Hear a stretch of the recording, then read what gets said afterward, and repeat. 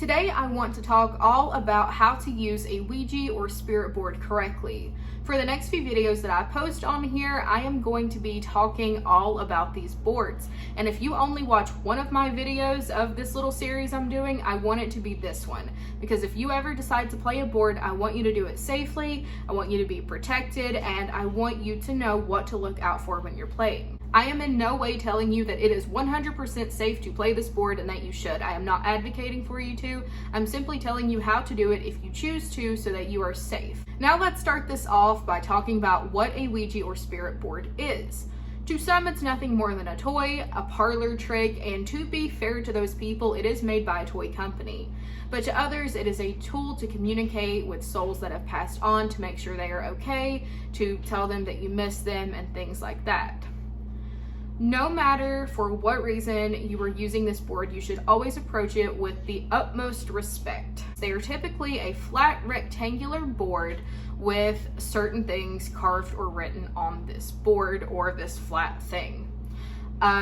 Each one is different that you see, but typically it will always have a yes, a no, all the letters of the alphabet, and the numbers 0 through 9, however you want me to say that. And there will always, always, always be a goodbye at the bottom. Some boards have a sun and a moon, some say other things on them, but no matter what, your board is always going to have those things, and those things are very, very important for it to have. Your board is also going to come with something that is called a planchet, and it has a hard plastic, glass, or just open circle in the middle. That way you can read what is under the planchet. So whenever it's being dragged across the board, you can see that it's on top of an A. You can see that it's on top of a Z. You see what I'm saying? Now, I recommend that if you are purchasing a board, you do not buy a used one to use. Now, if you're collecting them, that's a whole other thing. You should still do cleansings and stuff, but if you are using it, you don't know what energies have been contacted through that board if it is thrifted. So I would go with a brand new one if I were you.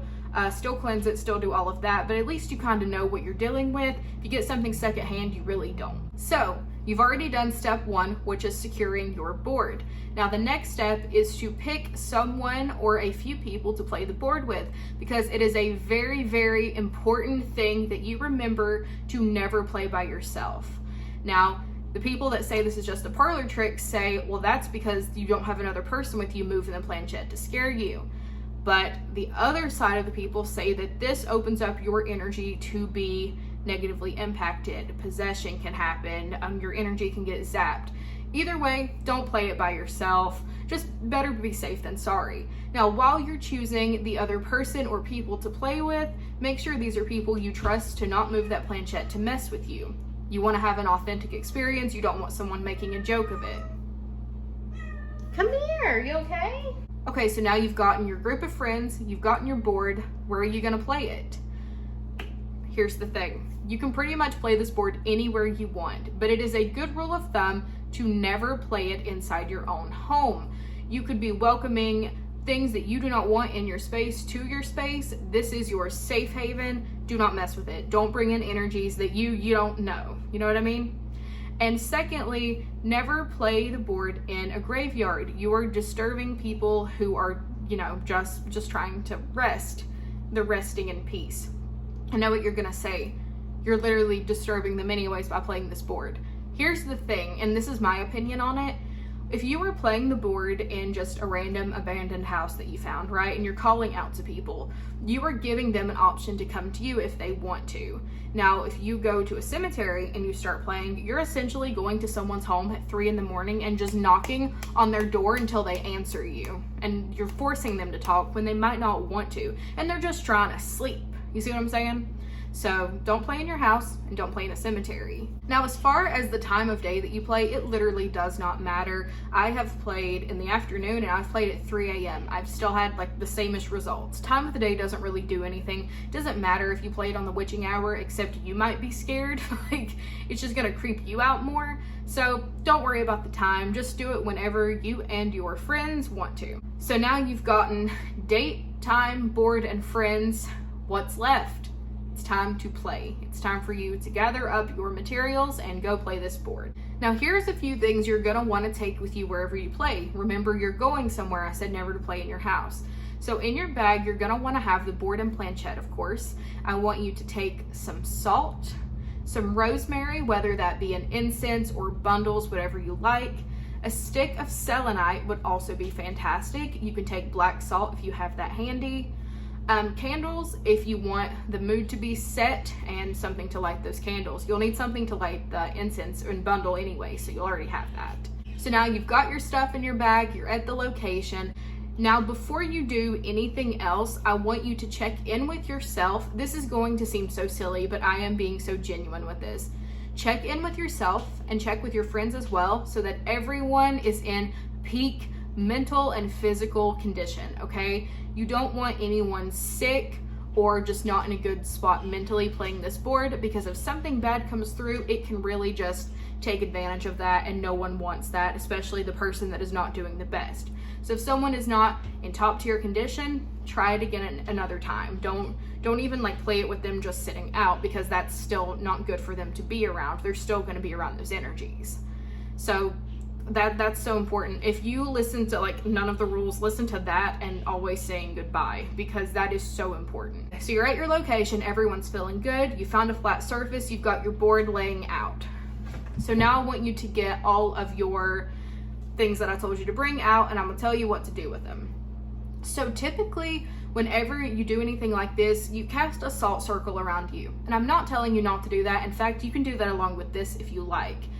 But I recently played the board and I had a lot less experiences after than I typically do when I lined the perimeter of the board with salt. So just create a barrier around the board, because you're essentially not letting anything that is inside of that board out to mess with you anyway, so that you don't even really need that salt circle. But you can still do that if you want, but seriously, salt around that board. You're also going to go ahead and light your rosemary incense, go around the board a few times. I think I went around clockwise and then counterclockwise 3 times each. And I also did that with a stick of selenite just to have a clean space. Do that with your planchette as well. Just get everyone in the group, just have just a clean energy, clean area. You know what I mean? So at this point, if you brought candles, light them. Bring a little stand for that incense if you lit it, or if you did the bundle, just keep somewhere, keep it burning throughout. And now it is time to play. So you need to put the planchette in the middle of the board. And while you're doing this, all of your setup, you need to decide on a speaker. It's a lot easier if it's just one person asking the questions, because then you're not shouting 2 questions at once and the planchette's like, I don't know where to go. So pick a speaker. That speaker is the one who places the planchette on the middle of the board. Now for the beginning, you're gonna be kind of heavy with your 2 fingers. So here's the planchette, you're gonna place 2 fingers on it, kind of press down at the beginning, because at the beginning, the speaker is going to lead the planchette around the board 3 times. So when it's resting back at in the middle after those 3 times, lightly put your finger on it. Never take your finger off the board unless you have said goodbye and that planchette has drug all the way off the board. So keep your fingers lightly on that planchette the entire time. So have your session, let your speaker ask questions. You can typically, ask anything you want. It's a good rule of thumb to never ask when you are going to pass. Bringing up death at all really isn't that good of an idea unless you're asking whoever you're speaking with when they passed. Otherwise, just kind of leave death off the table. I know that makes no sense because you're communicating with the dead, but it's just never a good rule of thumb, especially asking about when you are going to pass. Now, there are a few things that you should look out for while you're playing.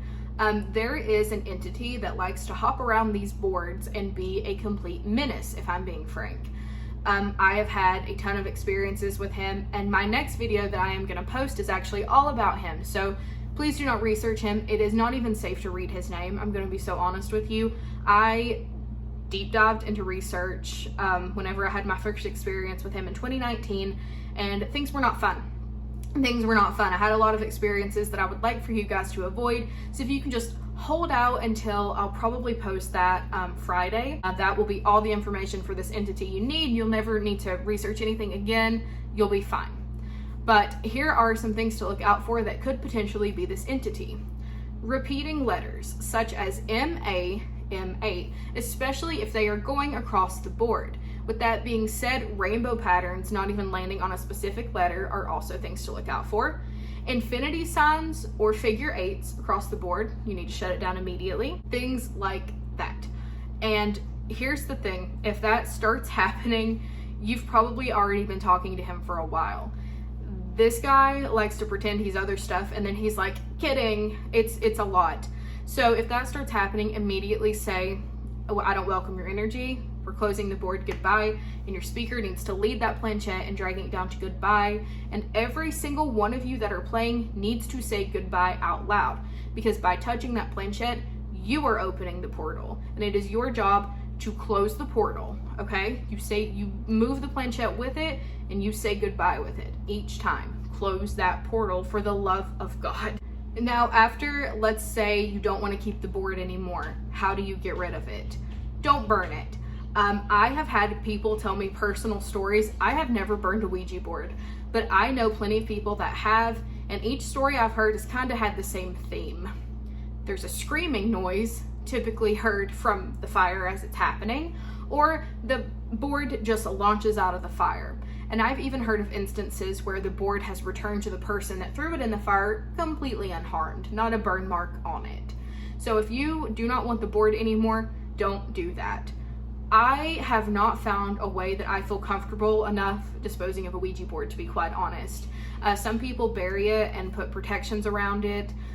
Personally, after I stop using the board that I currently have, I'll probably just keep it and do like little, cleansings on it every once in a while and just not use it anymore. But then again, I kind of want to collect Ouija boards, so, But I would heavily research disposing of it if you choose to do that, and don't burn it. Don't burn it ever. Now, like I said, no way trying to persuade you into doing it. And anytime you are doing things like this, always envision that circle of white light protection around you.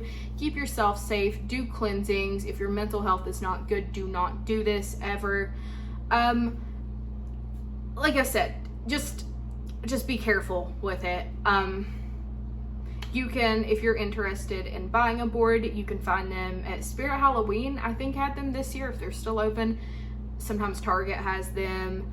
Books A Million usually has them. You can get them anywhere online. You can get handmade ones on Etsy. That's what I did. Just whenever you buy it, do a little cleansing on it, which I told you to before you played anyways. But just don't forget.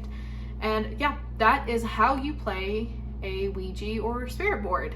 I hope you enjoyed. But anyways, that is all for today. And I will see you in a few days to talk about that menace. Bye.